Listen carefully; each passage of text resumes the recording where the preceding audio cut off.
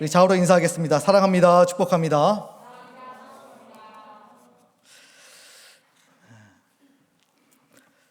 우리는 건강한 신앙생활을 유지하기 위해서 노력합니다. 오늘 예배 오신 것도요, 여러분들은 영적으로 살아보려고 이 자리를 찾으신 것이고, 또 하나님께서 여러분들을 불러주신 것입니다. 때로는 우리는 영적인 성장도 기대합니다. 그런데 우리의 생각과 다르게 계속해서 영적인 상황들이, 그리고 영적인 우리의 모습들이 이렇게 성장하고 우상향하는 것은 결코 아닙니다. 여러분, 주식을 한번 해보셨습니까? 얼굴 보니까 많이 물려 계신 것 같은데 한 번도 안 떨어지고 계속 상승하는 그런 주식은 세상에 있을까요? 없을까요? 없습니다. 그런 거 생각하고 들어갔다라고 한다면 글쎄요, 물릴 수밖에 없는 개미였다는 사실을 여러분들 기억하셔야 하겠어요. 마찬가지입니다. 한 번도 떨어져 보지 않는 신앙은 세상에 없다라고 하는 것을 알 수 있습니다. 아무리 좋은 신앙을 가졌어도 반드시 하향 곡선을 경험하게 될 때가 있고, 또 이런 것들이 한 번에 그치지 않고 여러 번 찾아온다는 것입니다. 여러 책들에서 제시하는 일반적인 신앙 그래프를 보면요, 계속 이렇게 성장한다 이렇게 나오는 책들은 없어요. 또 반대로 계단식으로 우리가 영어 공부하듯이 이렇게 공부하다가 공부하고 올라가고 이렇게 계단식 성장 그래프를 그리는 그런 신앙도 없다라고 합니다. 반복해서 오르락내리락 하면서 조금씩 목적지를 향하여서 하나님이 원하시는 그 장성한 분량에까지 도달하게 된다라고 하는 것이 책을 보면 그렇게 그래프로 나와 있습니다. 전체적으로 우상향을 하긴 합니다. 그렇지만 부분적으로 보면 하향 곡선을 그리게 되어지는 파트가 있다는 것, 일정 기간이 있다는 것을 우리가 알 수가 있고, 우리는 이럴 때 신앙 용어로 무엇이라고 그러면 영적 침체기다 이렇게 표현을 합니다. 침체라고 이야기를 하면 제자리에 머물다 이런 개념이 포함되어져 있지만, 우리가 느끼는 체감은 그냥 머물러 있는 것이 아니라 뭔가 깊은 바닷속으로 빠져 들어가는 것 같은, 그래서 영적인 침체라는 단어보다는 오히려 영적인 하강이 아닌가 이런 생각이 들 때가 있습니다. 어쨌든 우리 중에 영적인 침체를 경험해 보지 않은 사람은 단 한 사람도 없을 것입니다. 하나님을 위해서 치열하게 살아가는 사람들에게 반드시 감기처럼 찾아오는 것이 바로 영적 침체입니다. 그래서 아주 흔한 현상이라 볼 수 있습니다. 성경의 다윗도 그랬고, 또 사도 바울도 그랬고, 영적인 위대한 인물들도 모두 영적 침체기를 겪어왔습니다. 감리교회 창시자이신 존 웨슬리도 이런 깊은 영적 침체 때문에 괴로웠다라고 기록하고 있고, 또한 역사상 가장 위대했던 설교자라 불리우는 찰스 스펄전 목사님께서도 이러한 영적 침체기를 겪으면서 괴로웠다라고 표현하고 있습니다. 그런데 신기하게도 우리 역시도 영적 침체를 겪게 되어지는데, 그럼에도 불구하고 우리는 너무 대비가 안 되어져 있다, 우리는 너무 그것들을 극복하는 방법들에 대해서 무지하다 이런 생각들을 갖게 되었습니다. 너무 모르다 보니까, 너무 무지하다 보니까 이런 시간들이 우리가 생각했던 것보다 훨씬 길어지기 시작하고, 또 생각 이상으로, 내가 생각했던 것 이상으로 심대한 영적인 타격을 받게 되어진 일들이 발생합니다. 물론 확실하게 말씀드리자면 영적 침체는 우리의 구원과 전혀 상관이 없습니다. 우리의 구원에 어떤 영향도 미칠 수가 없습니다. 우리가 영적인 침체를 겪는다고 해서 우리의 구원이 결코 흔들리지 않기 때문입니다. 왜입니까? 우리의 구원은 하나님께 속해져 있기 때문에 내가 흔들리는 것이지 내 구원이 흔들리는 것은 결코 아닙니다.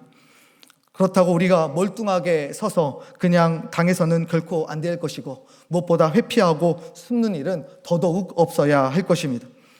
따라서 저는 몇 주에 걸쳐서 이 영적인 침체에 대해서 여러분과 좀 살펴보고, 그 정체를 파악해보고, 우리가 어떻게 이것을 극복할 수 있고, 또 우리가 어떻게 이것을 대비해야 되는지에 대해서 함께 살펴보려고 합니다. 아무쪼록 하나님께서 우리의 불편한 긴장과 혼란에서 건져주시는 그런 은혜가 있기를 예수 그리스도의 이름으로 축복합니다. 오늘 시편 기자는 이 시를 썼던 당시에 자신이 얼마나 영적 침체를 겪고 있는지에 대해서 아주 극적인 표현을 통해서 묘사하고 있습니다. 우리 11절 말씀에 보니까 이렇게 기록이 되어져 있죠. 우리 함께 다시 한번 읽어볼까요? 11절 말씀 시작. 내 영혼아 내가 여기까지. 네. 증상이 나오죠. 영적 침체를 겪게 되었을 때 어떤 증상이 나타나고 있습니까? 이 성경적으로 볼 때 내 영혼아 내가 어찌하여 뭐하며 낙심하며 어찌하여 내 속에서 뭐하는가 불안해하는가. 그러니까 영적 침체의 증상이 나타나는데 그 중에 두 가지가 무엇이냐면 낙심과 불안이라는 의미입니다. 낙심은 떨어질 낙자에 마음 심자를 써서 마음이 땅에 떨어진다 이런 뜻을 가지고 있습니다. 한 학자는 신구약 성경에서 발견되는 낙심의 의미를 이렇게 정의하고 있어요. 노력을 하여 어떤 일을 기대하며 했으나 원하는 것과 반대되는 결과를 얻게 됨으로써 심리적으로 육체적으로 의욕을 잃고 슬퍼하며 실망하는 마음의 상태이다. 그러니까 다시 말하면 내 마음대로 되지 않아서 마음이 상하고 맥이 빠지는 상태가 뭐예요? 영적 침체다 이렇게 볼 수가 있습니다. 원하는 대로 현실이 잘 이루어지지 않으니까 불안은 엄습하고 미래는 더 예측할 수 없으니 심히 불안하게 되어지는 것, 이것은 너무 자연스러운 그런 흐름입니다. 정말 생각해보면 우리가 원하는 대로, 내가 원하는 대로 되는 것들이 도대체 얼마나 있습니까? 취업을 하려고 해도 이력서를 도대체 몇 번을 써야 하는지, 인터뷰는 도대체 몇 번을 보아야 하는지, 좋은 인연을 만나기 위해서 우리는 소개팅과 선을 몇 번을 해야 하는지, 원치 않는 이별은 또 몇 번이나 경험을 해야 하는지. 글쎄요, 세상이 우리가 원하는 대로 해주는 것들이 그렇게 없다, 그렇게 많지 않다 이런 것을 느끼게 되어집니다. 그래서 42편을 쭉 읽다 보면요, 지은이의 상태가 참 가련하다 이런 생각이 들어요. 마치 혼자 세상을 다 짊어진 것 같고 슬퍼하면서 당혹해하는 모습을 보여주고 있습니다. 자신에게 닥칠 일이 너무 두렵고 그것을 이겨낼 힘이나 그런 용기나 능력이 없으니 자신의 감정을 주체할 수 없어서 그렇게 폭발하는 모습이 등장합니다. 3절 말씀에 보니까 내 눈물이 주야로 내 음식이 되었도다. 내 눈물이 주야로 내 음식이 되었도다. 눈물이 흐르는 거예요. 감정이 주체가 안 되니까 눈물로 터져 나오는 것입니다. 그렇게 식욕이 왕성하던 내가 식욕이 감퇴되어지면서 먹고 싶은 것들이 점점 사라지게 되어지는 식욕 감퇴 현상이 일어나게 되어집니다.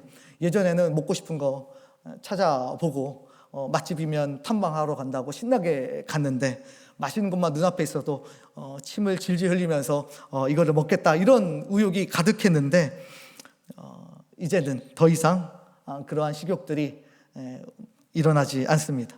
저희 집에도 자녀들이 속상할 때 맛있는 거 해주면 금방 기분이 풀립니다. 그런데 맛있는 거 해줘도, 맛있는 거 시켜줘도 안 먹는다. 그건 정말 이제 심각하다라고 하는 것을 부모로서 느끼게 되어집니다. 여러분 상상해 보십시오. 잔뜩 침체가 돼서 밥도 안 먹고 사람도 안 만나고 내내 울면서 자기 불안과 연민에 매몰돼서 계속해서 우울해하는 이 모습이 다른 사람들에게는 도대체 어떻게 보일까요? 다른 사람들은 이 모습을 보면서 어떤 감정을 느끼게 될까요? 적어도 이런 낙담한 상태로는 비그리스도인들에게 결코 호감적으로 보여지지 않고 매력적으로도 보여지지 않는다라고 하는 것입니다. 저번 주에 우리 선교사님이 말씀해 주신 것처럼 그리스도인으로서 빛과 소금의 역할을 감당하는데 상당히 제한적인 모습을 보여준다는 것입니다. 우리의 이 모습을 보고 세상 사람들은 어떻게 될까? 실망할 것 같습니까? 아니요. 저는 우리의 이런 침체된 모습들을 비그리스도인들이 보게 되었을 때 실망해, 욕하고 이럴 것 같지는 않아요. 저는 오히려 이런 마음이 더 앞선다고 생각합니다. 안도감. 예수 믿어도 별거 없네. 예수 믿어도 안 행복하네. 예수 믿어도 마음에 안정이 없고 평안이 없네. 뭔가 있는지 알았는데, 뭔가 신비로운지 알았는데, 그래서 좀 걱정되고 염려되고, 교회 다녀야 되는 건지에 대해서 다시 한번 생각해 본 적이 있었는데, 내가 너를 보니까 굳이 교회 안 다녀도 되겠다, 별거 없는 것 같아 라는 안도감을 갖게 되는 게 더 우선순위가 아니겠습니까? 또한 그 모습을 지켜보는 믿음의 지체들을 바라보면서 수많은 믿음의 또 친구들은 얼마나 걱정하겠습니까? 믿음의 선배들은 정말 눈물로 기도하게 될 것입니다. 흔들리지 않기를 바랄 것이고, 다시 교회로 돌아오기를 바랄 것이고, 다시 믿음을 가지고 함께 신앙생활하던 그때를 바라보면서 그리워하면서 기도하게 될 것입니다. 그러니까 보면 영적인 침체는 개인에게도 안 좋고요, 많은 사람들에게 보여지기도 안 좋고요, 심지어 가까이 있는 사람들에게조차 그렇게 좋은 영향력을 주지는 않는다라는 것을 알 수가 있습니다. 그렇기 때문에 우리가 이런 영적인 침체들을 겪고 있을 때 빠르게 극복하고 빠르게 회복해야 된다라고 하는 것입니다. 그렇다면 침체를 겪는 원인들이 도대체 무엇일까요? 영적 침체를 겪는 원인들을 아주 다양해서 너무 많아서 하나하나 다 열거할 수는 없지만 오늘 본문을 통해서 몇 가지는 좀 살펴보려고 합니다. 우리 2절 말씀인데 함께 42장 2절 말씀 함께 읽겠습니다. 시작.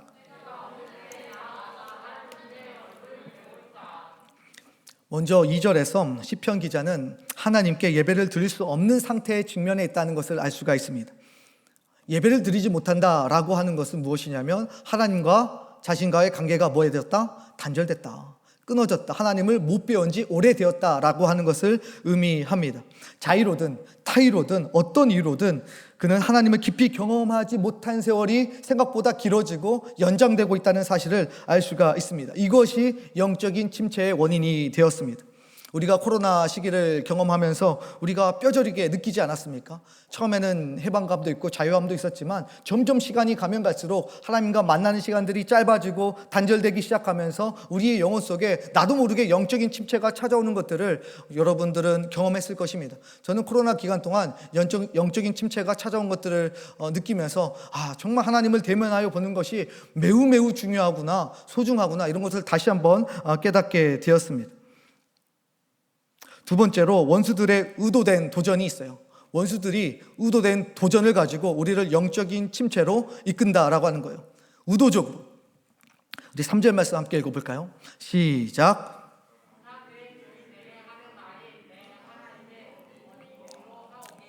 내 하나님이 어디 있느냐 하오니 라고 하면서 우리의 마음을 흔들어대는 사람들이 있다는 것을 알 수가 있고요. 7절 말씀 함께 읽어볼까요? 자, 시작. 깊은 바다가 서로 부르며 주의 모든 파도와 물결이 나를 휩쓸었나이다. 아멘. 시편 기자가 원수들의 심대한 공격을 받았고요, 그로 말미암아 괴로워했습니다.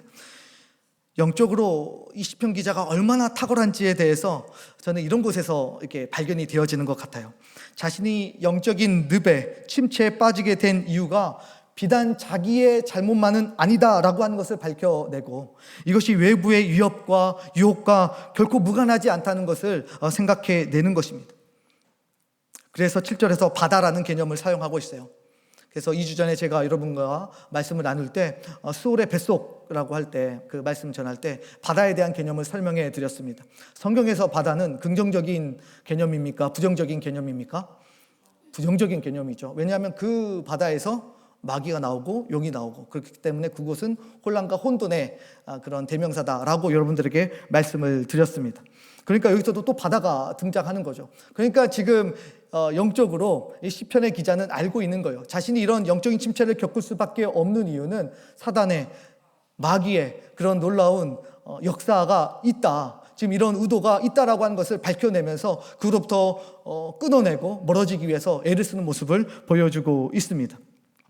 그를 낙심시키려고 했던 사단과 원수들이 여러 가지 방법으로 그를 흔들었고 이것이 바로 영적인 침체의 원인이라고 하는 것을 알았던 것입니다. 그래서 우리가 영적 침체를 느끼게 되어질 때 스스로 죄책감을 가지는 것도 있겠지만은 이렇게 나를 의도적으로 밀어붙이고 있는 영적인 존재들에 대해서도 생각하고 이것들을 염두하면서 극복해 나가야 한다는 것입니다. 오히려 사단의 영적인 공격들이 있다는 것을 염두하게 되어질 때 우리가 훨씬 더 빠르게 극복할 수 있는 것입니다.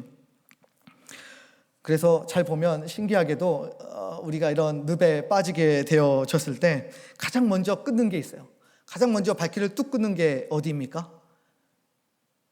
이런 영적인 침체를 깊게 경험하고 우울감이 찾아올 때 가장 먼저 끊는 데가 있어요. 어디예요? 교회를 끊어요. 교회를 먼저 딱 다니지 않고 멈춥니다. 그러면 목사 입장에서는 생각하게 돼요. 아이고, 영적으로 또 시험이 들고 또 침체에 빠졌구나. 걱정하게 되고 기도하게 되고 2, 3주 정도는 괜찮다 이런 생각을 가지고 있지만 한 달이 넘어가는 후부터는 정말 기도하게 되고 눈물이 나기 시작합니다.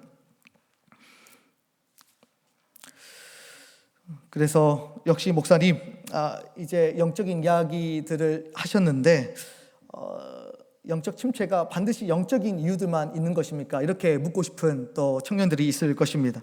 일반적인 영역에서도 충분히 이유가 있을 것 같은데 너무 영적인 측면만 강조하다 보니까 뭔가 밸런스가 맞지 않는 것 같은 느낌을 받을 수도 있을 것입니다.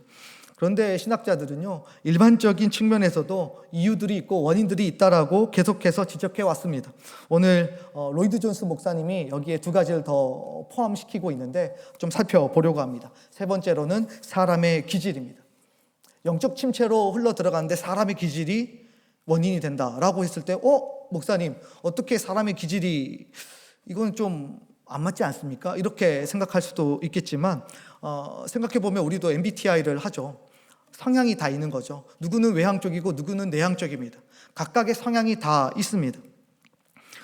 마찬가지로 영적인 기질이라는 것이 있는데 우리 사람의 기질이 있는데 영적 침체에 잘 빠져드는 그런 유형들이 있다라고 하는 것입니다. 어떤 유형들이 그럴까요? 로이드 존스 목사님은 이렇게 이야기하고 있습니다.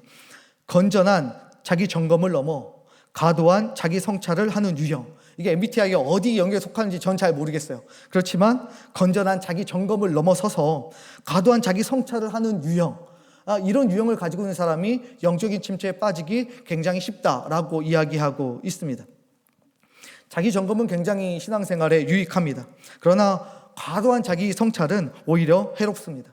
자기 영혼을 탁자 위에 이렇게 올려놓고 하나씩 다 그렇게 해부를 한 후에 온갖 부정적인 것들을 다 그렇게 끄집어내서 과도한 의미를 부여하고 그렇게 해석하고 많은 사람들에게 이야기하고 다니는 것은 결코 영적으로 도움이 되지 않는다라고 하는 것입니다. 나중에 자신을 해부하는 것에만 희열을 너무 느끼게 되어지고 자신을 괴롭히는 것으로 인하여서 자신의 죄책감을 싣는 그런 행태에 도달하게 된다라고 하는 거죠. 그러니까 자신을 괴롭게 함으로 자신의 죄책감을 없애고 영적 침체로부터 벗어나려고 하는 그런 모습들은 하나님이 주신 방법이 아니다라고 하는 것을 알 수 있습니다. 하나님의 구원 선언에 죄 씻음의 근거를 두어야 하는 것이고 자신이 괴로워하는 상태나 감정 그 자체에 기초를 두어서는 안 된다는 것을 알 수가 있습니다. 나 자신의 감정에 기초하는 것이 아니라 말 그대로 하나님께서 구원을 선언하신 그것에 기초를 두었을 때 우리가 영적으로 회복이 되어진다라고 하는 것입니다. 그래서 주의를 보면 혼자서 굉장히 버거워하고 감당하기 어렵다라고 하면서 자기 문제에만 골몰하고 자기 문제와 어려움만 토로하면서 정말 일그러진 얼굴로 계속 돌아다니는 그런 성도들이 있습니다. 구원받은 성도의 삶에 가장 충만해야 될 기쁨과 감사, 행복은 이미 자취를 감춰버린 지 오래입니다. 목사님 저의 기질이 그런 것 같습니다. 제가 그런 스타일입니다 라고 생각하는 분들도 있을 건데 그 중에 한 명이 저입니다. 저도 그런 스타일이에요. 저도 그런 기질이라서 잘 알고 있습니다. 그러나 지혜의 핵심은 이러한 기본적인 특징을 우리가 잘 깨닫고 있어야 하고 이런 병적인 상태로 빠져들지 않도록 우리가 미리 경계해야 된다라고 하는 것을 알려줍니다.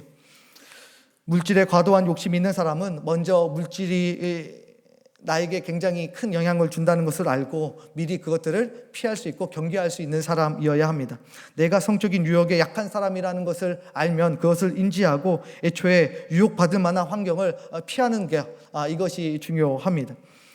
마찬가지로 내가 우울감에 빠지는 스타일이라고 한다면 오히려 교회에서 하는 그런 사역들도 있고 또 훈련들 또 여러 가지 그런 모임에 잘 참여하는 삶의 루틴을 여러분들이 만들어 갈 수 있어야 합니다. 과도한 성찰을 하는 대신에 자신에 대한 특징을 잘 이해하고 의지적으로 자기 점검의 선에서 멈춤으로 인하여서 긍정적인 요소들을 취해가는 그런 루틴, 그러한 방법들이 여러분들에게 필요하다라고 하는 것입니다. 세 번째는 사람의 기질이었습니다. 그렇다면 네 번째는 무엇일까요? 바로 건강 상태입니다. 목사님 영적인 것과 건강과 무슨 연관이 있습니까?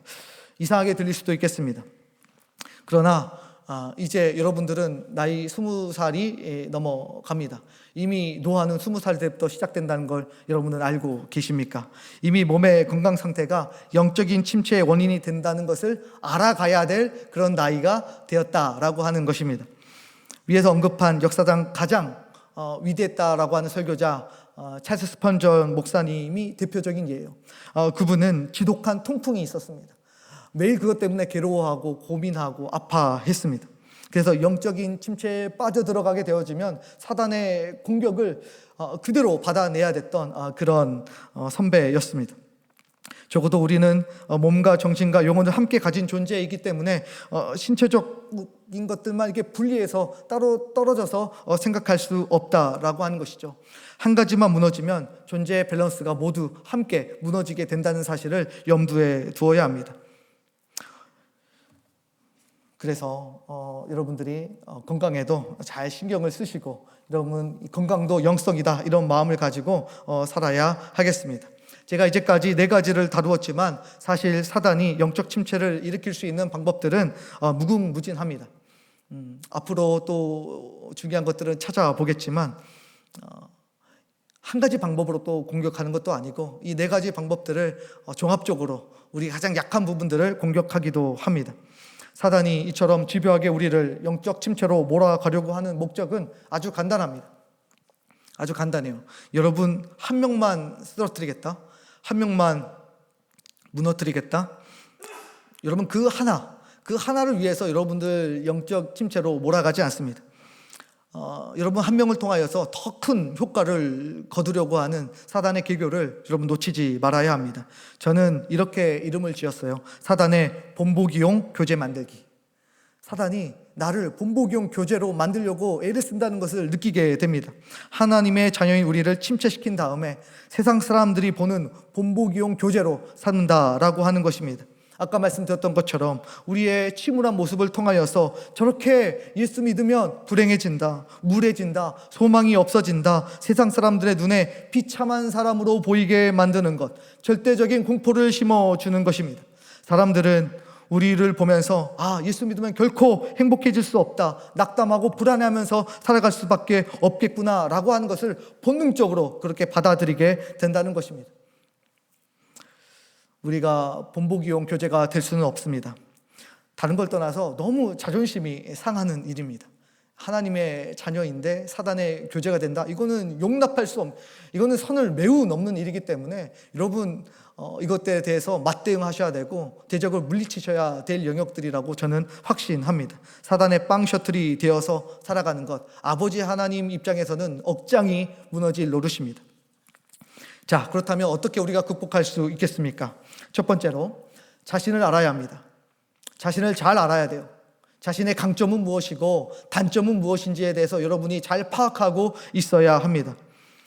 강점은 영적인 교만으로 나아가지 않도록, 약점은 영적인 침체로 나아가지 않도록 여러분들이 여러분 스스로를 잘 알고 있어야 합니다.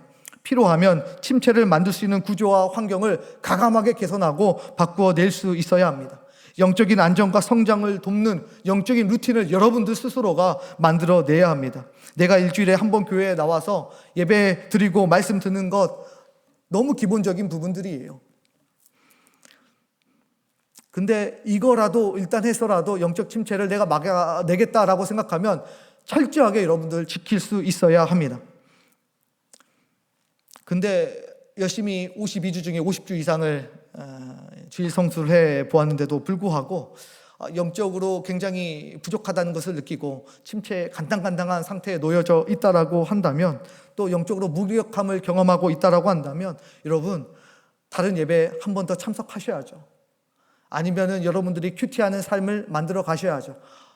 그것도 안 될 것 같아요. 그러면 여러분 열심히 제자훈련도 받아야 되고요, 1:1 양육 프로그램에도 참여해야 하고요, 여러분들이 계속해서 교회가 제시하는 또 제공해주고 있는 그런 프로그램에 참여함으로 인하여서 여러분 스스로가 그런 영적 침체를 또 벗어나거나 또 극복할 수 있는 방안들을 여러분들이 찾아야 된다라고 하는 것입니다. 여러분들이 여러분 스스로 잘 알아야 이런 것들이 가능하죠.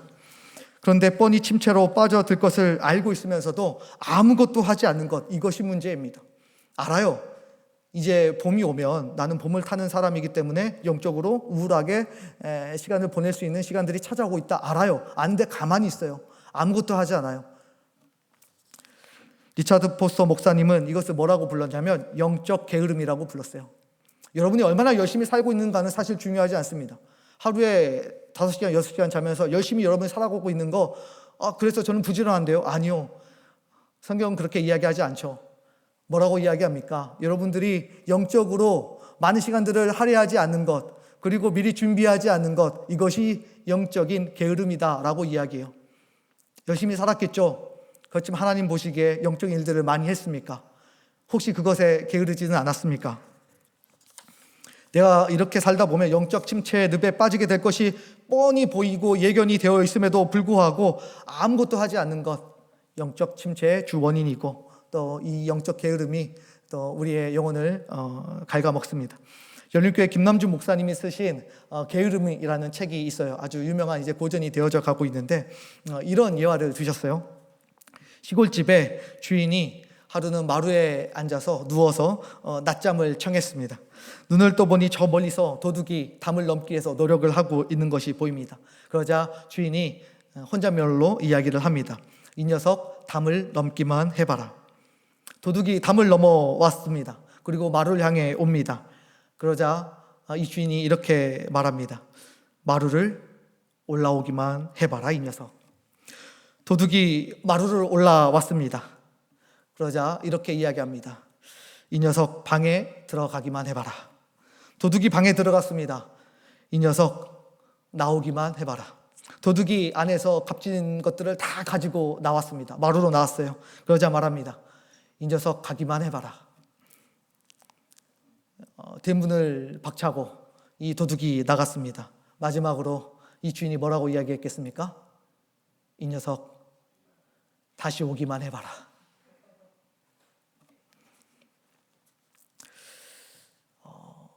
준비하지 않는 것, 자신에 대해서 잘 알아가지 않는 것, 이런 것들이 영적인 게으름들이고 하나님께 시간을 내어드리지 않는 것, 영적 게으름입니다. 이렇게 주인처럼 혼잣말 하는 것으로 인생을 낭비하지 마시고 여러분들이 여러분의 삶에서 하나님께 드릴 것들은 드리고 시간을 내어드릴 것들은 내어드릴 수 있는 복된 여러분이 되었으면 좋겠습니다. 제가 설교 초반에 주식으로 포문을 열었어요. 걱정했을 거예요. 목사님이 강단에서 주식 이야기를 하다니. 끝까지 주식 이야기를 한번 해보겠습니다. 주식이 반등하려면 어떤 요인이 필요합니까? 반등하려면 두 가지가 필요하다라고 해요. 첫 번째는 그 회사에 호재가 터져줘야 됩니다. 호재가. 회사에 새로운 신상품이 이렇게 개발이 되거나 아니면 핵심 기술이 나오거나 또 수출 계약이 이렇게 크게 터져가지고 이렇게 회사에 큰 도움이 되어지는 그런 호재들이 터져줘야 합니다. 우리의 영혼에도 마찬가지입니다. 우리에게도 영적인 호재들이 필요합니다. 영적 호재들 준비하셨어요? 새해를 시작하면서 52주 중에 50주 이상 내가 주일 성수하겠다. 이거 영적인 호재입니다. 내가 제자훈련 참석하겠다. 영적인 호재입니다. 내가 1:1 양육 프로그램에 들어가 보겠다. 호재입니다. 내가 리더로 섬기겠다. 호재입니다. 내가 이번에 팀 사역제로 바뀌어졌는데 내가 이번에 들어가서 팀에서 열심히 해서 교회를 섬겨보겠다. 이게 영적인 호재예요. 이런 호재들이 하나도 없는데 어떻게 영적인 침체를 피할 수 있으며 어떻게 영적 성장을 이룰 수 있겠습니까? 아무것도 준비하지 않는데.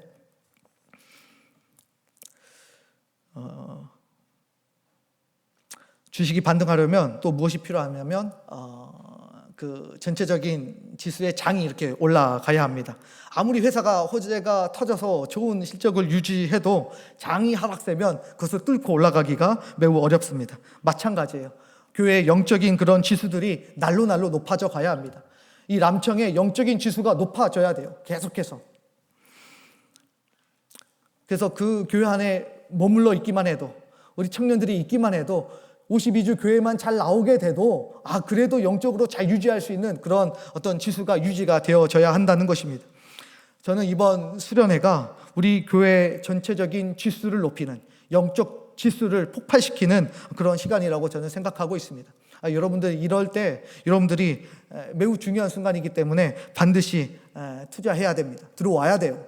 이럴 때 투자하고 여러분들의 시간들을 가지고 들어와서 이 전체적인 장에서 여러분들의 플러스 수익을 영적으로 낼 수 있어야 한다는 것입니다. 저는 이번 수련을 통해서 영적인 지수가 이 답보 상태에서 박스권을 뚫고 올라가는 은혜가 있기를 소망하고 있습니다. 참석 안 했다가 1년 내내 영적으로 어리버리하고 허우적거리면서 한 번도 전환점을 맞이하지 못하고 그냥 곤두박질 치는 그런 인생을 제발 살지 않기를 바랍니다. 이번에 잘 들어와서 영적으로 굉장히 좋은 유익들을 누리게 되어지면서 재미있게 또 1년을 여러분들이 보낼 수 있기를 바라는 것입니다. 그런 의미에서 좌우로 인사하겠습니다. 이번에 수련회에 투자합시다. 안 되겠다. 이렇게 하시죠. 들어와. 수련회에 들어와. 여러분 들어오셔야 되겠습니다. 자, 설교가 많이 길어지고 있어요. 이 영적 침체를 계속해서 시리즈로 하려고 하는데 조금만 또 기다려 주세요. 자, 5절 말씀 함께 읽어볼까요? 5절 말씀. 자, 시작. 내 영혼아, 내가 어찌하여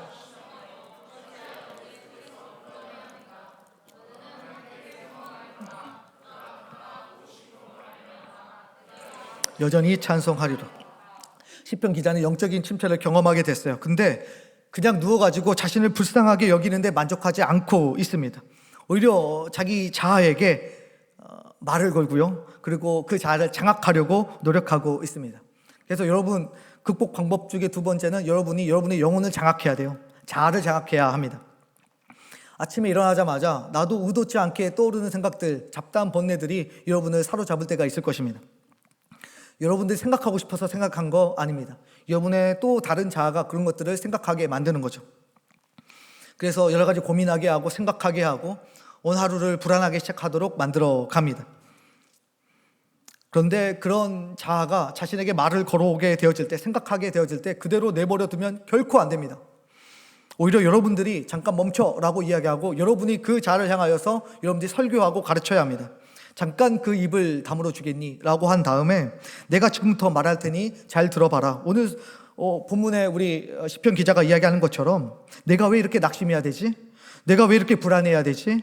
어제 있었던 그 일이 내 영혼이 무너질 만큼 그렇게 중요한 일이었는가? 그만큼 심대한 일이었는가? 아니 애초에 내 영혼이 영적 침체와 그런 것들을 경험할 자격이 있기는 한가? 내 영혼은 하나님의 것이 아닌가? 이렇게 끊임없이 여러분의 자아를 향하여서 장악하고 설교해야 된다라고 하는 것입니다.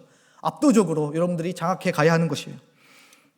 그리고 우지적으로 오늘 5절 말씀처럼 선포하는 것입니다. 너는 하나님께 소망을 두라. 영을 향해서 계속 선포해야 돼요. 너는 하나님께 소망을 두라. 이 영적인 고장도 한 번으로 안 됐어요. 괜찮았는데 또다시 낙담과 불안이 찾아오기 시작합니다. 그러자 또 똑같이 반응하는 모습을 볼 수 있어요. 11절 말씀인데요. 함께 읽겠습니다. 시작. 내 영혼아, 내가 어찌하여 낙심하며 어찌하여 내 속에서 불안해하는가? 너는 하나님께 소망을 두라.